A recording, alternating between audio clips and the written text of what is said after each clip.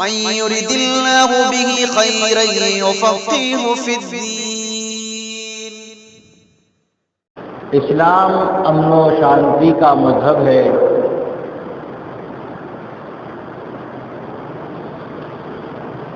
خواہ وہ اسلام کا ماننے والا ہو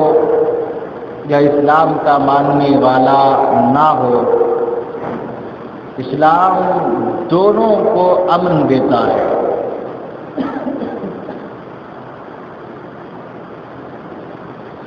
اسلامی تعلیمات یہی ہیں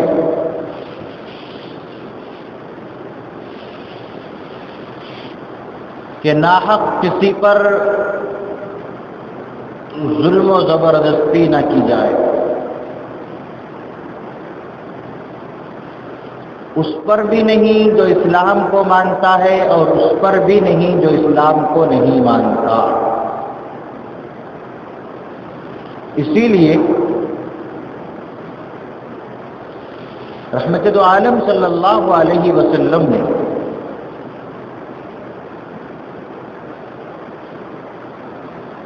جنگ و جہاد کے موقع پر حضرات صحابہ کرام کو یہ تعلیم دی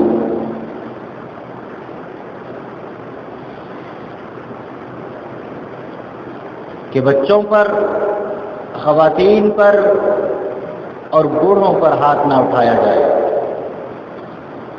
ان کا احترام کیا جائے۔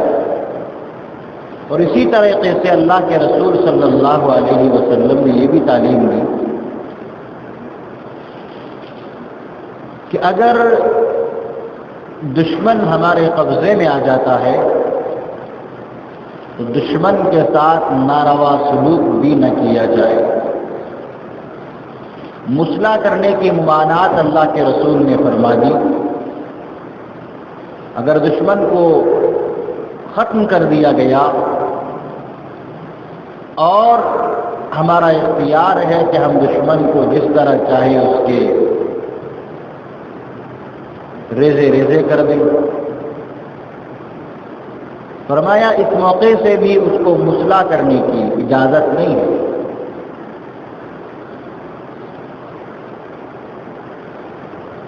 اسلام تو یہاں تک تعلیم اور امن دیتا ہے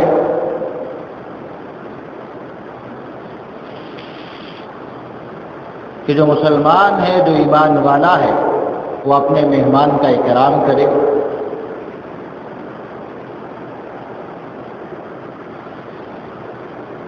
من کان یؤمن باللہ والیوم الآخر فلیکرم ضیفہ۔ فرمایا جس کا ایمان ہے قرآن پر، جس کا ایمان ہے حدیث پر، جس کا ایمان ہے رسول اللہ صلی اللہ علیہ وسلم پر، جس کا ایمان ہے خدا پر، جس کا ایمان ہے آخرت پر، اس کے یہاں اگر کوئی مہمان آ جائے تو وہ اپنے مہمان کی مہمان نوازی کرے گا۔ اب آگے اس بات کی قید اور شرط نہیں لگائی کہ آیا وہ مہمان اگر مسلمان ہوگا تو مہمان نوازی کریں گے، یا اگر وہ مہمان ہمارا دوسرے مذہب سے تعلق رکھتا ہے تو اس کی مہمان نوازی ہم کریں گے یا نہیں کریں گے۔ اس کی کوئی شرط نہیں، کوئی قید نہیں، مطلق فرمایا فَلْيُكْرِمْ ضَيْفَهُ، اپنے مہمان کا اکرام کرو۔ اور مطلق دلالت کرتا ہے اپنے اطلاق پر بغیر کسی قید کے، چونکہ جب حدیث میں قید نہیں ہے تو میں اور آپ کون ہوتے ہیں کہ اس میں کسی شرط کو لگا دیں، کسی قید کو لگا دیں۔ المطلق یجری علی اطلاقہ، مطلق وہ ہوتا ہے جو اپنے اطلاق پر دلالت کرتا ہے بغیر کسی قید کے۔ اگر قید ہوتی تو اللہ کے رسول صلی اللہ علیہ وسلم اس قید کا ذکر بھی فرماتے، لیکن قید نہیں ہے تو اللہ کے رسول نے اس کا ذکر بھی نہیں فرمایا۔ تو معلوم یہ ہوا کہ اگر کسی مسلمان کے یہاں اس کا مہمان بننے والا دوسرے مذہب کا آدمی ہے تو جس طرح سے اپنے مذہب کے ماننے والے مہمان کی خاطر تواضع اور مدارت ضروری اور لازم ہے، اسی طرح دوسرے مذہب کے ماننے والے مہمان کی بھی اسی طرح خاطر اور مہمان نوازی کی جائے۔ یہ اسلامی تعلیمات ہیں۔ اللہ کے رسول صلی اللہ علیہ وسلم اپنے گھر میں ہے، ایک یہودی آپ کا مہمان بنتا ہے، اللہ کے رسول صلی اللہ علیہ وسلم نے اس یہودی سے یہ نہیں کہا کہ تم یہودی ہو، مسلمان نہیں ہو، تم میرے مہمان بننے کے لائق اور قابل نہیں ہو، بلکہ رحمت دو عالم صلی اللہ علیہ وسلم اس کو اپنے گھر میں لاتے ہیں اور گھر میں جو کچھ مہمان نوازی کے لیے محضر اور کھانا ہوتا ہے وہ اس کو پیش کرتے ہیں، اور اس کے آرام کے لیے، اس کے سونے کے لیے، اس کی راحت کے لیے اللہ کے رسول صلی اللہ علیہ وسلم سے جو کچھ ہو سکتا تھا، اور اس زمانے میں رحمت دو عالم صلی اللہ علیہ وسلم کے گھر میں آرام کی جو بھی چیز میسر تھی وہ تمام تر چیزیں اس کو آرام پہنچانے کے لیے اللہ کے رسول دے دیتے ہیں، مہیا کر دیتے ہیں۔ روایات میں آتا ہے، تاریخ والوں نے بیان کیا ہے کہ اللہ کے رسول صلی اللہ علیہ وسلم نے اس کو لیٹنے کے لیے، رات میں اس کو سونے کے لیے، اس کی راحت رسانی کے لیے اپنا وہ مبارک بستر جس میں اللہ کے رسول صلی اللہ علیہ وسلم آرام فرمایا کرتے تھے، میں تو کہتا ہوں کہ خوش نصیب ہوگا وہ بندہ کہ جس کو اللہ کے رسول صلی اللہ علیہ وسلم کی دستار مبارک مل جائے، خوش نصیب ہوگا وہ بندہ جس کو اللہ کے رسول صلی اللہ علیہ وسلم کے پیرہن مبارک مل جائیں، جس کو اللہ کے رسول صلی اللہ علیہ وسلم کی ٹوپی مبارک مل جائے، جس کو اللہ کے رسول صلی اللہ علیہ وسلم کا لعاب مبارک مل جائے، جس کو اللہ کے رسول صلی اللہ علیہ وسلم کی رفاقت نصیب ہو جائے۔ وہ یہودی بڑا خوش قسمت تھا، اس کے دامن میں ایمان آنے والا تھا، اس کے دامن میں اسلام کی رحمت اور نور ایمان کی قندیلیں روشن ہونے والی تھی، لہذا وہ اللہ کے رسول صلی اللہ علیہ وسلم کا مہمان بنا، اللہ کے رسول کے گھر کا نورانی اور مبارک اور رحمتوں والا کھانا رات میں کھایا۔ اللہ کے رسول نے اس کو سونے کے لیے اور لیٹنے کے لیے، اس کے آرام کے لیے اپنا بستر مبارک پیش کر دیا۔ آپ کا بستر مبارک، اللہ اکبر۔ یہودی رات کو سوتا ہے اللہ کے رسول کے بستر پر، وہ تو یہودی تھا اور اپنے عزائم برے رکھتا تھا، غلط ارادے سے آیا تھا، اللہ کے رسول صلی اللہ علیہ وسلم کو پریشان کرنے کے لیے آیا تھا، اللہ کے رسول صلی اللہ علیہ وسلم کو تکلیف پہنچانے کے لیے آیا تھا، اس کا مقصد مہمان بننے کا نہیں تھا۔ قربان جائیے رحمت دو عالم صلی اللہ علیہ وسلم پر، اللہ کے رسول صلی اللہ علیہ وسلم نے اس کو اپنے گھر میں کھانا کھلایا، اپنے ساتھ بٹھا کر کے کھلایا، اور پھر آرام کے لیے اپنا بستر مبارک بھی پیش کر دیا۔ آج ہمارے گھر میں غیر مذہب والے نہیں، اپنے ہی رشتہ داروں میں سے، دور کے رشتہ داروں میں سے کوئی آ جائے تو ہمارا رویہ بدل جاتا ہے۔ بہت سے لوگ وہ ہوتے ہیں جو اپنے رشتہ داروں کے ساتھ، اپنے مہمانوں کے ساتھ، اعز و اقارب کے ساتھ غلط رویہ اختیار کرتے ہیں، حسن سلوک کا معاملہ نہیں کرتے، اچھا سلوک نہیں کرتے، اگر آ گئے تو رویہ بدل گیا، حالانکہ وہ آ رہا ہے تو وہ اپنا رزق اور روزی لے کر کے آتا ہے۔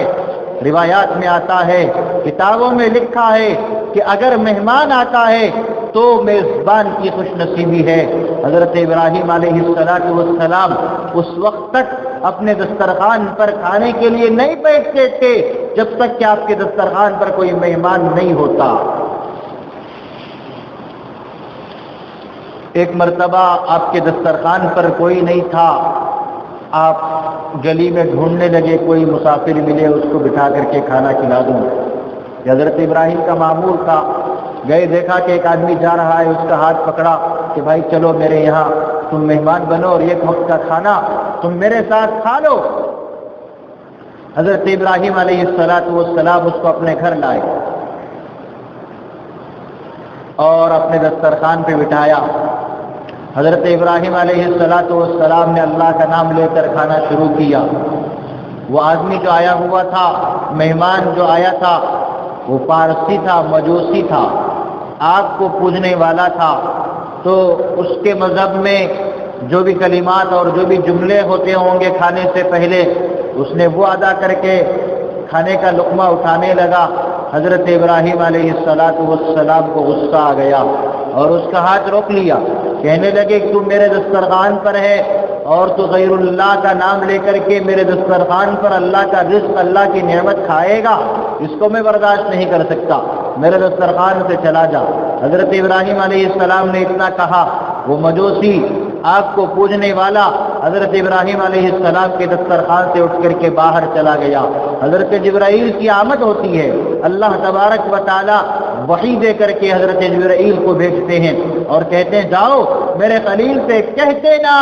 میرے خلیل سے کہتے نا کہ جب سے وہ پیدا ہوا ہے اس کی آدھی سے زائد عمر بیت گئی ہے، گزر گئی ہے، وہ میرا نام لینے والا نہیں ہے بلکہ وہ غیر اللہ کا نام لیتا ہے، میرے علاوہ کو پوجتا ہے، اس کے باوجود بھی میں اس کو کھلا رہا ہوں۔ آج آپ کے دسترخوان پر ایک وقت کے لیے آیا تھا لیکن آپ پر گرا گزرا، آپ کو برداشت نہیں ہوا، آپ نے اس کو کھلا نہیں پایا۔ یہ میری قدرت ہے، یہ میری رزاقیت ہے کہ میں اس کو اب تک بھی کھلا رہا ہوں۔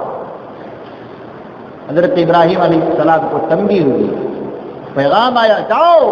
اس کو دوبارہ بلا کر کے لاؤ اور اپنے دسترخوان پر بٹھا کر کے کھلائیے۔ حضرت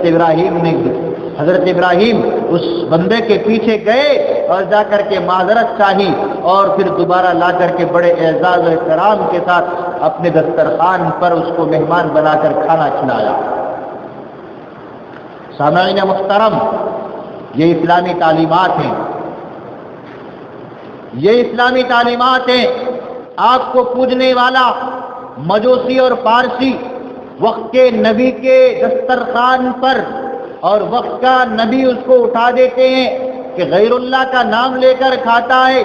اس کے باوجود بھی رب کائنات اسلام کی اور شریعت کی تعلیمات دے کر کے وقت کے پیغمبر کو اور وقت کے نبی کو دے کر کے بھیجتے ہیں کہ اے میرے خلیل، تمہارے لیے درست نہیں ہے کہ تم دسترخوان سے ایک آدمی کو اٹھا دو اور یہ کہہ دو کہ تو غیر اللہ کا نام لے کر میرے دسترخوان پر کھاتا ہے، اس کی تمہیں اجازت نہیں ہے۔ جاؤ دوبارہ جا کر کے اس بندے کو بلا کر کے لائیے اور اپنے دسترخوان پر اس کو بڑے اعزاز کے ساتھ کھلائیے، بڑے اکرام کے ساتھ، بڑے احترام کے ساتھ۔ یہ ہے اسلام کی تعلیمات۔ میرے آقا صلی اللہ علیہ وسلم رحمت دو عالم، کائنات کے امام، نبی الحرمین، امام القبلتین، امام الانبیاء صلی اللہ علیہ وسلم کے گھر یہودی مہمان بنتا ہے، رات کو سونے کے لیے میرے اور آپ کے آقا جناب رحمت کائنات امام الانبیاء صلی اللہ علیہ وسلم اپنا بچھونا پیش کر دیتے ہیں، اپنا بستر مبارک پیش کر دیتے ہیں۔ یہودی آیا تھا، نیک ارادے سے نہیں آیا تھا، اس کے ارادے برے تھے، اس کے عزائم برے تھے۔ وہ وقت کے پیغمبر کو، وہ وقت کے نبی کو، نبی الانبیاء کو وہ تکلیف پہنچانے آیا تھا، نبی الانبیاء کو وہ نقصان پہنچانے آیا تھا، نبی الانبیاء کے گھر وہ ناپاکی اور غلاظت کر کے چلا جاتا ہے۔ رات کو میرے نبی کے گھر کیا سویا، سونا اس کا مقصد نہیں تھا، میرے نبی کا مہمان بننا اس کا مقصد نہیں تھا، میرے نبی کے گھر کا مبارک کھانا اس کے پیٹ میں جائے یہ اس کا مقصد نہیں تھا، میرے نبی کے مبارک بستر مبارک پر وہ آرام کرے یہ اس کا مقصد بالکل بھی نہیں تھا، بلکہ میرے آقا کو وہ تکلیف پہنچانا چاہتا تھا، جہاں تک ہو سکے، جس قدر ہو سکے اس کی استطاعت میں جتنی تکلیف پہنچانا ہو وہ اللہ کے نبی کو نقصان پہنچانے آیا تھا۔ لہذا اس کے دماغ میں بات آئی کہ اس سے اچھا کیا ہوگا کہ نبی کے بستر پر غلاظت کر دو اور ان کو اس سے بہت زیادہ تکلیف ہوگی۔ روایات میں آتا ہے کہ وہ یہودی مہمان رات میں اللہ کے نبی کے بستر پر لیٹا رہا، سویا رہا۔ جب صبح کا وقت قریب ہوا تو اللہ کے رسول صلی اللہ علیہ وسلم کے بستر مبارک پر غلاظت کر دیا، اور صبح نمودار ہونے سے پہلے اللہ کے رسول کو اطلاع کیے بغیر دروازہ کھول کر کے اپنی بستی کو چلا گیا۔ اپنی بستی پہنچنے سے پہلے اس کو یاد آتا ہے کہ میرے ساتھ میں کچھ سامان بھی تھا، وہ سامان میں تو وہیں بھول کر کے آ گیا ہوں۔ اللہ اکبر۔ اس کو بھی یقین تھا کہ نبی تو ایسا ہے، میں نے تو اس کے بستر پر غلاظت کر ڈالی ہے، اگر اب دوبارہ وہ سامان لینے جاؤں گا تو مجھے وہ سامان مل جائے گا اور مجھے وہ نبی تکلیف نہیں پہنچائے گا۔ میں اس کو تکلیف پہنچا دیا ہوں، لیکن یہ اس کی تعلیمات نہیں ہے، یہ اس کا مذہب نہیں سکھاتا ہے کہ تم بھی اس کو بدلے میں تکلیف پہنچاؤ، بلکہ اس کا مذہب، اس کی تعلیمات، اس کی شریعت، اس کا درس، اس کا قرآن، اس کی حدیث تو یہی ہے کہ اگر تمہیں کوئی ظلم پہنچاتا ہے، اگر تمہارے اوپر کوئی ظلم کرتا ہے، کوئی تکلیف پہنچاتا ہے، تم اسے معاف کر دو۔ وَاعْفُ عَمَّنْ ظَلَمَكَ، اللہ کے رسول فرماتے ہیں معاف کر دو جس نے تمہارے اوپر ظلم کیا ہے۔ وَأَحْسِنْ إِلَىٰ مَنْ أَسَاءَ إِلَيْكَ، حدیث کے جملے ہیں کہ اگر برا سلوک تمہارے ساتھ کسی نے کیا ہے، وہ معافی چاہتا ہے، اس کو معاف کر دو۔ وَأَحْسِنْ إِلَىٰ مَنْ أَسَاءَ إِلَيْكَ، کوئی برا سلوک کرتا ہے تم اس کے ساتھ اچھا سلوک کرو۔ وَمَنْ أَحْسَنُ قَوْلًا مِّمَّنْ دَعَا إِلَى اللَّهِ وَعَمِلَ صَالِحًا وَقَالَ إِنَّنِي مِنَ الْمُسْلِمِينَ۔ اللہ تبارک و تعالیٰ فرماتے ہیں کہ تم دین حق کا، قرآن کا، حدیث کا، شریعت کا پیغام اس طور پر پہنچاؤ، اور تم ان لوگوں سے کہو کہ میں تو مسلمان ہوں، اگر کوئی تمہارا دشمن بھی ہوگا اور تم حق کا پیغام بڑی نرمی کے ساتھ ان تک پہنچاؤ گے تو وہ دشمن بھی تمہارا دوست بن جائے گا۔ ولی حمیم کہا گیا کہ اگر دشمن بھی ہوگا تو وہ دوست بن جائے گا۔ وہ یہودی مہمان تھا اللہ کے رسول کا، اس کے دل میں بھی یہ بات تھی میں جاؤں گا تو مجھے وقت کا پیغمبر، وقت کا نبی کوئی تکلیف نہیں پہنچائے گا۔ اللہ کے رسول کے گھر آتا ہے، اللہ کے رسول صلی اللہ علیہ وسلم فجر کی نماز کے بعد جب جا کر کے دیکھتے ہیں کہ چلو دیکھوں میرا مہمان کیا کر رہا ہے، اللہ کے رسول جب بستر مبارک کے قریب گئے تو وہاں سے بدبو آ رہی تھی، جا کر کے قریب دیکھا مہمان تو بستر سے غائب ہے، بستر کے قریب گئے دیکھا کہ پورے بستر میں غلاظت پڑی ہوئی۔ اللہ کے رسول صلی اللہ علیہ وسلم نے بستر مبارک کو اپنے دونوں ہاتھوں سے اٹھایا اور آ کر کے دھونے لگے۔ صحابہ نے اس معاملے کو دیکھا، اس منظر کو دیکھا، صحابہ آگے بڑھے اور کہنے لگے یا رسول اللہ صلی اللہ علیہ وسلم لائیے ہم اسے صاف کر دیتے، ہم اسے پاک کر دیتے۔ اللہ کے رسول نے انکار کر دیا، منع کر دیا، کہنے لگے مہمان میرا تھا، وہ مہمان تمہارا نہیں، اس کی مہمان نوازی میرے دل میں ہے۔ اللہ کے رسول اپنے دست مبارک سے بستر کو پاک صاف کر رہے ہیں، اس کو دھو رہے ہیں۔ اسی درمیان میں وہ یہودی جو کہ اللہ کے رسول کے بستر پر غلاظت کر کے گیا ہوا تھا، وہ آ گیا اور وہ اپنے سامان کو لینے کے لیے آیا تھا، جو سامان وہ بھول سے چلا گیا تھا، اس لیے کہ وہ اللہ کے رسول کو تکلیف پہنچانے آیا تھا۔ اس کا مقصد تو یہی تھا کہ جلدی جلدی غلاظت کر کے یہاں سے بھاگ جاؤ، کہیں ان کو محمد کو پتہ نہ ہو جائے صلی اللہ علیہ وسلم۔ آیا، دیکھا اللہ کے رسول اس بستر کو صاف کر رہے ہیں۔ اللہ کے رسول کی نظر جب اس بندے پر پڑی، اللہ کے رسول اس سے قریب ہوئے اور کہنے لگے کہ تو رات میں یہاں آرام کیا لیکن بغیر اجازت کے چلا گیا، تمہیں کوئی تکلیف تو نہیں پہنچی؟ تمہیں کوئی تکلیف تو نہیں پہنچی؟ یہ اللہ کے رسول کی تعلیمات ہیں۔ وہ یہودی کہتا ہے یا رسول اللہ صلی اللہ علیہ وسلم، تکلیف مجھے کچھ بھی نہیں پہنچی، تکلیف تو میں نے آپ کو پہنچایا ہے، اور میں نے ایسی تکلیف آپ کو پہنچائی ہے، اگر آپ چاہتے تو میرا سر قلم کر سکتے تھے، اگر آپ چاہتے مجھے گرفتار کر لے سکتے تھے، اس لیے کہ میں یہاں اکیلے آیا ہوں، میرے ساتھ کوئی قافلہ نہیں ہے، میرے ساتھ دو چار آدمی نہیں ہے، اور میں سراسر مجرم ہوں اور غلطی میری ہے، غلطی کی سزا مجھے ملنی چاہیے تھی، لیکن آپ ہیں کرم والے، آپ ہیں رحم والے، یہ آپ کے اخلاق ہیں، آپ داتا ہیں کہ آپ اس کے باوجود مجھ سے پوچھ رہے ہیں کہ تو رات میں یہاں سے بغیر اجازت کے چلا گیا۔ یہ رسول اللہ صلی اللہ علیہ وسلم کی تعلیمات ہیں۔ یہ تعلیمات کسی مسلمان کے لیے نہیں، یہ تعلیمات صرف ایمان والوں کے لیے نہیں، بلکہ اسلام کی تعلیمات جو رحم و کرم کے ہیں، جو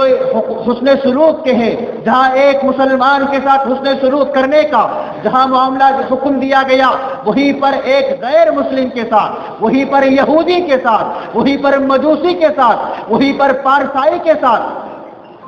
تمام کے ساتھ اسلام کی تعلیمات ہے کہ یکساں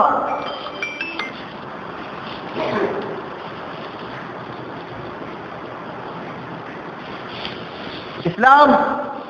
اپنے ماننے والوں کو برابر کا حق دیتا ہے، اور ان لوگوں کے لیے بھی اسلام یہی تعلیم دیتا ہے کہ اگر تمہارا مذہب ماننے والا کوئی نہ ہو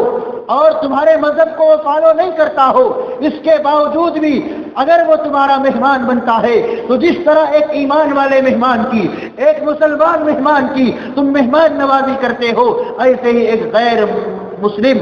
اور دوسرے مذہب کے ماننے والے مہمان کی مہمان نوازی یہ تمہارا حق ہے، تمہارا فریضہ ہے۔ من کان یؤمن باللہ والیوم الآخر فلیکرم ضیفا، یہ ایمان کی تعلیم ہے، یہ اسلام کی تعلیم ہے، یہ قرآن کی تعلیم ہے، یہ شریعت کی تعلیم ہے، یہ حدیث کی تعلیم ہے۔ ہم بھید بھاؤ کرنے والے نہیں ہیں، اسلام بھید بھاؤ نہیں سکھاتا، اسلام چھوت چھات کا مذہب نہیں ہے کہ دوسروں کے لیے الگ تعلیم دیتا ہو، اپنے ماننے والوں کے لیے الگ تعلیم دیتا ہو۔ اسلام تو میدان جنگ کے اندر، اسلام تو جہاد کے میدان میں بھی یہ کہتا ہے کہ بچوں پر ہاتھ نہ اٹھاؤ، خواتین پر، مستورات پر ہاتھ نہ اٹھاؤ، بوڑھے لوگوں پر، ضعیفوں پر، کمزوروں پر ہاتھ نہ اٹھاؤ، یہ اسلام کی تعلیمات ہے۔ اور تم کہتے ہو کہ اسلام دہشت گردی کا مذہب ہے، تم کہتے ہو کہ مسلمان دہشت گرد ہے، تم کہتے ہو کہ مسلمان اس ملک کے باشندے نہیں ہیں، حالانکہ اس ملک میں سب سے پہلے ابو البشر حضرت آدم علیہ السلام تشریف لائے ہیں۔ یہ ملک میرا اور آپ کا نہیں بلکہ حضرت آدم علیہ السلام کا ہے، میں اور آپ حضرت آدم کے بچے اور بیٹے ہیں، اسی لیے ان کو ابو البشر کہا جاتا ہے۔ یہ ملک کسی کے باپ کا نہیں ہے بلکہ ہمارے باپ حضرت آدم علیہ السلام کا ہے۔ سب سے پہلے اس زمین پر حضرت آدم علیہ السلام تشریف لائے تھے۔ یہ اسلام کی تعلیمات ہے، اور جس کے باپ کی زمین ہوتی ہے اس کو برابر کا حصہ ملنا چاہیے۔ ایک باپ کے دو بیٹے ہیں، ان دونوں بیٹے کو باپ کی جائیداد میں سے، باپ کی وراثت میں سے ایک بیٹے کو جتنا ملے گا اس کا آدھا حصہ دوسرے بیٹے کو ملے گا۔ اگر دوسرے مذہب کے ماننے والے حضرت آدم کے بیٹے ہیں، غیر مسلم، عیسائی، سکھ، بدھسٹ، یہ تمام کے تمام حضرت آدم کے بیٹے ہیں، اسی طرح مسلمان بھی حضرت آدم کے بیٹے ہیں، اس لیے کہ حضرت آدم اور حضرت حوا سے یہ نسل چلی آ رہی ہے۔ تو تمام کے تمام ماننے والے چاہے اسلام کو فالو کرتے ہو یا نہ کرتے ہو، کسی بھی مذہب کا آدمی ہو، کسی بھی گیتا، رامائن، اتھروید، یجروید، کسی بھی کتاب کو ماننے والا ہو، وہ تمام کے تمام حضرت آدم کے بیٹے ہیں۔ قرآن کا ماننے والا ہو یا اسی طریقے سے جو 4 وید کی کتابیں مشہور ہیں ان کا ماننے والا ہو، تمام کے تمام حضرت آدم علیہ السلام کے بیٹے اور ان کے فرزند ہیں، اور یہ روئے زمین، یہ سرزمین، یہ ہندوستان حضرت آدم علیہ السلام کی ہے، لہذا جتنا حق اس میں ہندوؤں کا ہے اتنا حق مسلمانوں کا ہے۔ ہندو بھائی جتنا حقدار ہندوستان کی سرزمین کے ہیں اتنے ہی حقدار مسلمان بھی ہیں۔ میں وزیر اعظم سے اور وزیر داخلہ سے کہنا چاہوں گا، آپ جو یہ CAA اور NRC لا کر بانٹنے کا کام کر رہے ہو، یہ بانٹنے کا کام آپ چھوڑیے، آپ اس لڑائی کے کام کو چھوڑ دیجئے۔ آپ آپس میں لڑانا چاہ رہے ہیں اور کچھ نہیں کرنا چاہتے ہیں۔ اب قوم جاگ چکی ہے، مائیں بہنیں مہلائیں جاگ چکی ہے، دیکھیے روڈوں پر پروٹیسٹ کر رہی ہے، تمہارے اس کالے قانون کے خلاف وہ سڑکوں پر آ چکی ہے۔ تم یہ کہتے ہو کہ ڈرنے کی ضرورت نہیں ہے، میں تو ناگرکتا بل دوسروں کے لیے لا رہا ہوں۔ ہم مسلمان اور وہ تمام بھائی جو مسلمانوں کے ساتھ مل کر، ہندو بھائی، سکھ بھائی، عیسائی بھائی مل کر کے پروٹیسٹ کر رہے ہیں، وہ تمام کے دل بہت کشادہ ہے۔ وہ تو کہتے ہیں تم صرف 3 ملکوں سے بلانے والے ہو، ہم کہتے ہیں کہ پوری دنیا میں جتنے ممالک ہیں وہاں کے بھی لوگوں کو بلا لو، ہم مہمان نوازی کے لیے تیار ہیں، ہم میزبان بن جائیں گے، وہ ہمارے مہمان بن جائیں گے۔ اللہ تبارک و تعالی ہندوستان کی حفاظت فرمائے، بھارت میں امن و امان قائم فرمائے، ان لوگوں کو سمجھ عطا فرمائے، آمین ثم آمین، وآخر دعوانا الحمدللہ رب العالمین۔